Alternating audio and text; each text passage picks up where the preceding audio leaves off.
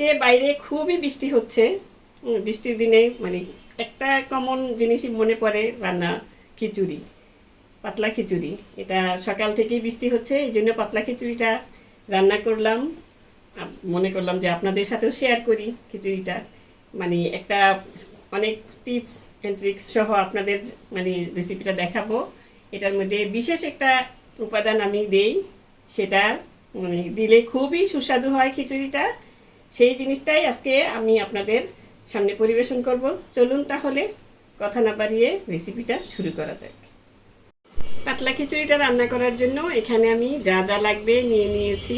এই যে এখানে আছে চাল। এই চালটা আপনারা ভাতের চাল মানে কি ওই যে নাজির শাল চালটা আছে না, সেটা দিয়ে রান্না করলে খুবই ভালো হয়। আমি সেটাই নিয়েছি। এই যে চালটা ধুয়ে ভালো মতন ভিজিয়ে রেখেছি। আর এখানেও আছে ডাল। এখানে 3 রকমের ডাল আছে, খেসারির ডাল, মুগ ডাল, মাসকলার ডাল। এগুলি আমি আগেই মাসকলার ডাল আর মুগ ডালটা একটু শক্ত থাকে সেই জন্য, আর খেসারির ডালটাও শক্ত থাকে এই জন্য এটা আমি মুগ ডাল আর মাসকলার ডাল ভেজে তারপরে এগুলির সাথে একসঙ্গে মিশিয়ে রেখেছি। সবগুলি হাফ কাপ করে আছে। আর এখানে আছে মুসুরির ডাল হাফ কাপ, মানে চালটা আপনি 2 কাপ, আর এখানে ডালটা বেশি লাগবে একটু, মানে ডবল আর কি। এখানে 1.5 কাপ, 2 কাপের বেশি আছে, এখানে মসুর ডালটাও বেশি আছে। আর লাগবে পেঁয়াজ কুচি, আর লাগবে এখানে আদা রসুন বাটা 1 চামচ, মানে 1.5 চামচ করে নিয়েছি। আর লাগছে এই যে এখানে হলুদ, মরিচ, ধনিয়া। এগুলি সবই আমার স্বাদ মতো নিয়েছি, মানে যে যার স্বাদ মতো দিবেন, এটা বলার কিছুই নাই। আমি এখানে মানে হাফ টেবিল চামচ হলুদ, হাফ টেবিল চামচ ধনিয়া, 2-4 চামচ, 1 চামচ জিরা, আর এখানে নিয়েছি 1.5 টেবিল চামচ মরিচের গুঁড়া। যেহেতু ঝাল ঝাল খিচুড়িটা হবে সেই জন্যই। এইগুলি দিয়েই হয়ে যাবে আমার আজকের পাতলা খিচুড়ি রান্না। চলুন তাহলে আমি রেসিপিটা রান্না করার জন্য চুলায় চলে যাচ্ছি। চুলায় একটা হাঁড়ি বসিয়ে নিয়েছি। আমি একটু ছড়ানো হাঁড়িতে রান্না করছি, আপনারা যে কোনো হাঁড়িতেই রান্না করতে পারেন। এখন চুলার আঁচটা ধরিয়ে দিলাম। বিসমিল্লাহ। চুলার আঁচটা একদম কমিয়ে রেখে আপনি সবগুলো জিনিস দিয়ে নেবেন আগে। এখানে তেল দিয়ে দিচ্ছি। এখানে হাফ কাপের মতন তেল দিয়ে দিলাম। এখন এখানে দিয়ে দিব সেই যে পেঁয়াজ কুচি করে রেখেছি, পেঁয়াজগুলি হালকা একটু বাদামি কালার হওয়া পর্যন্ত আমি ভেজে নিব। পরে আমি তেজপাতাটা দিয়ে নেব। পেঁয়াজটা একটু হালকাভাবে ভেজে নিচ্ছি। এই দেখুন পেঁয়াজটা হালকা ভাজা হয়ে গিয়েছে। মানে এটা বেরেস্তা করবেন না, কালার যাতে মানে আসার আগেই এটা মানে করে নিতে হবে। এখন আমি দিয়ে দিচ্ছি সেই তেজপাতা, আর দিয়ে দিব সেই আদা রসুনের পেস্ট।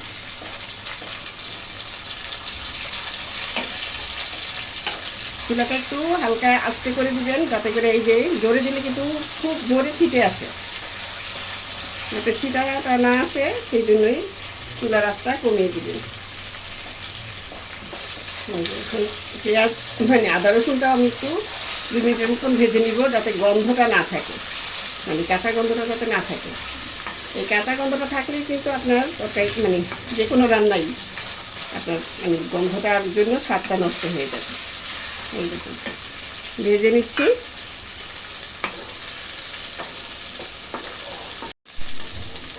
এই যে আদা রসুনটা ভাজা হয়ে গিয়েছে। ভাজা হলে কিন্তু একটা সুন্দর ফ্লেভার আসে। এখন সেই গুঁড়া মশলাগুলো দিয়ে দিচ্ছি।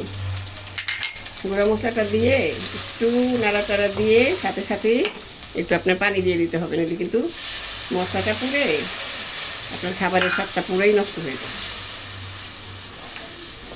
এখন আমি এই মশলাটাকে মানে একটু লবণ দিব। এখন লবণ দিয়ে তারপরে মশলাটাকে আমি কষিয়ে নিব প্রায় 4-5 মিনিটের মতন। মশলা কষানোর মধ্যে কিন্তু খাবারের স্বাদটা বেড়ে যায়। হাফ টেবিল চামচ লবণ দিয়ে দিলাম, লাগলে আবার দিব।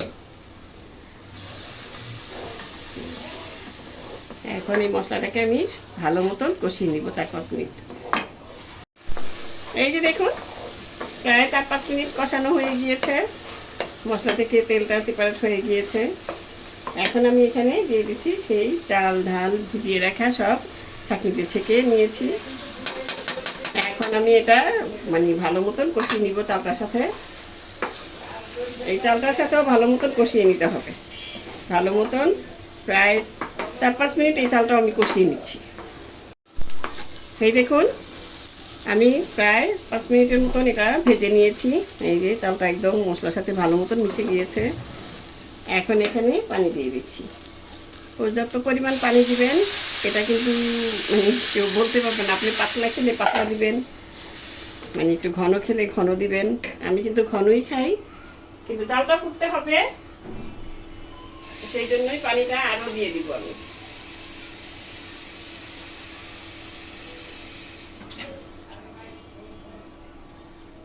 এখন এখানে আরও পানি দিয়ে দিব, প্রায় মানে চালের উপর দিয়ে পানি রাখবেন, এটা আন্দাজ করে দিতে হবে আপনার, কারণ চালটা অনেক সময় অনেক চাল আছে শক্ত থাকে একটু, আবার অনেক চাল আছে একটু নরম থাকে। আবার ভিজিয়ে রাখবেন, কতক্ষণ ভিজিয়ে রাখবেন সেটার উপরে ডিপেন্ড করে।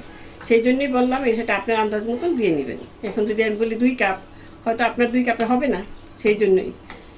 এখন এটা নেড়ে চেড়ে আমি বলকটা মানে এসে গেলেই পানিতে চুলার আঁচটা একদম কমিয়ে দিয়ে চালটা ফুটে উঠে ঘন হওয়ার তো আমার রেখে দিতে হবে। আমি তাহলে ফিরে আসছি, চালটা যখন মানে ফুটে উঠবে, ঘন হবে, খিচুড়িটা প্রায় হয়ে যাবে তখন। এই যে দেখুন বলক আসার পর আমি মানে ঢেকে রেখে দিয়েছিলাম কমিয়ে। এই যে এখন কিন্তু চালটা প্রায় ফুটে এসেছে, চাল ডাল, এই যে দেখুন ডাল সবই ফুটে গিয়েছে, হালকা একটু শক্ত আছে। এটা আর একটু এভাবে রেখে দিব। আমি পানিটা বেশি দিইনি, ওই যে আমি বললাম যে আমি একটু মাখা মাখা ঘন একদম খিচুড়িটা রান্না করি, যেহেতু মানে তরকারির সুরা মানে ঝোল যখন নেবেন তখন যাতে বেশি পাতলা হয়ে না যায়, আর বেশি পাতলা হয়ে গেলে কিন্তু জিনিসটা খেতে ভালো লাগে না। এখন এটা আরও কিছুক্ষণ ঢেকে রেখে দিব। এই পর্যায়ে আপনারা লবণ টবণ দেখে নিতে পারেন। দেখুন বাইরে কি জোরে বৃষ্টি হচ্ছে, আমি একদম পারফেক্ট দিনে আমি এই পাতলা খিচুড়ি রান্না করেছি। আপনারাও এরকম বৃষ্টি হলে খিচুড়ি রান্না করবেন, খেতে খুবই ভালো লাগবে।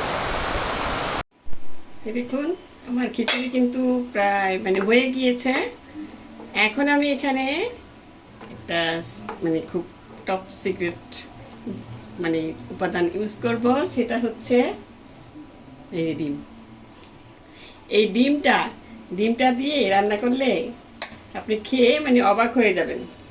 এই দেখুন এটা আমি দিয়ে দিলাম, আর চুলার আঁচটা কিন্তু একদম অল্পতে আছে।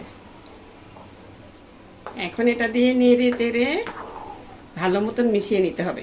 এখন অনেকেরই প্রশ্ন থাকতে পারে যে ডিমটা দিয়েছি আমি, ডিমের স্মেল আসবে কিনা। না, একটু ডিমের স্মেল আসবে না, একদম বুঝতেই পারবেন না আপনি এখানে ডিম দেওয়া হয়েছে, কিন্তু স্বাদটা বহুগুণে বেড়ে যাবে। এটা আমার মানে নিজের একটাই, আপনারা রান্না করে দেখলেই বুঝতে পারবেন যে মানে কথাটা ঠিক না ঠিক, ওইটাই। এখন আমি এখানে একদম ভালো মতন দিয়ে তাড়াতাড়ি করে নেড়ে চেড়ে মিশিয়ে নেবেন, নইলে কিন্তু ডিমটা জমাট বেঁধে যাবে।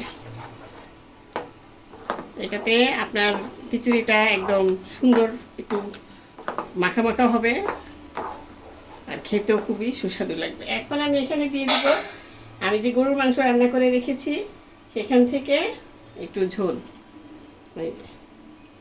এটা আরও একদম আপনার খিচুড়ির মধ্যে না খালি খালিও খেতে পারবেন আপনি, খিচুড়িটা এত সুস্বাদু হয়। এই যে কতটুকু ঝোল দিয়ে তারপর আমি মিশিয়ে নিব এখন।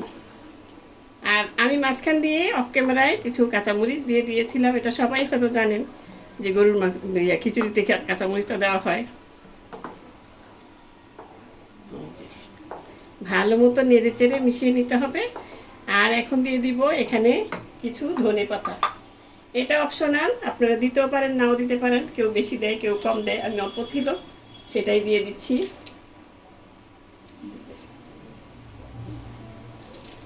খিচুড়িতে যত কিছু দেওয়া যায় মানে যত বেশি আইটেম দিবেন ততই মজা লাগবে। আমি যেই ডালটা দিয়েছি কয়েক প্রকার, আপনারা আরও বাড়িয়ে দিতে পারেন ডাল।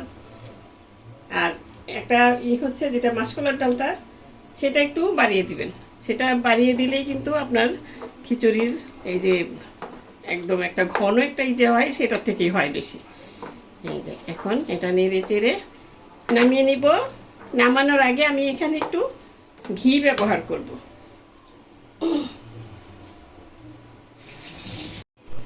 এই দেখুন, এখন এখানে 2 টেবিল চামচ ঘি দিয়ে দিলাম। এতে মানে আমাদের কাছে ভালো লাগে, আপনারা যদি অ্যাভয়েড করতে চান অ্যাভয়েড করতে পারেন, দিলে খুবই মানে স্বাদটা আরও দ্বিগুণ বেড়ে যায়। গ্রানটা যার ভালো না লাগে, ঘিয়ের গ্রান অনেকের ভালো লাগে না বলে, তো নাও দিতে পারেন, অপশনাল, এটা দিলে ভালো হয়। এখন আমি নামিয়ে পরিবেশন করে আপনাদের দেখাচ্ছি আমার পাতলা খিচুড়ি রান্না একদম ডান।